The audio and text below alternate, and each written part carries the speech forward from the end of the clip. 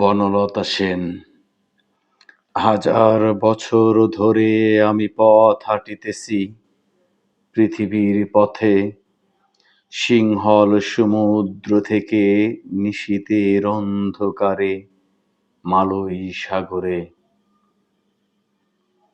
অনেক ঘুরেছি আমি বিম্বিসার অশোকের ধূসর জগতে, সেখানে ছিলাম আমি আরো দূর অন্ধকার বিদর্ভ নগরে।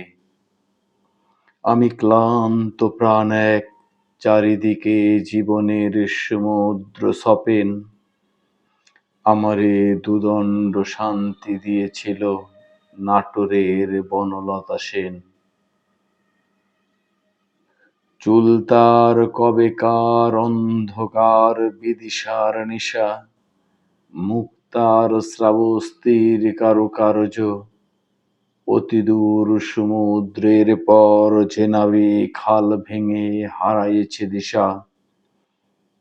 সবুজ ঘাসের দেশ যখন সে চোখে দেখে দারুচিনি দ্বীপের ভেতর, তেমনি দেখেছি তারে অন্ধকারে।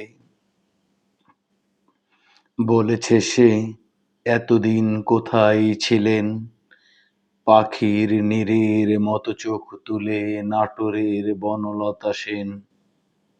সমস্ত দিনের শেষে শিশিরের শব্দের মতন সন্ধ্যা নেমে আসে, ডানার রৌদ্রের গন্ধে মুছে ফেলে চিল। পৃথিবীর সব রং নিভে গেলে পাণ্ডুলিপি করে আয়োজন, তখন গল্পের তরে জোনাকির রঙে ঝিলমিল।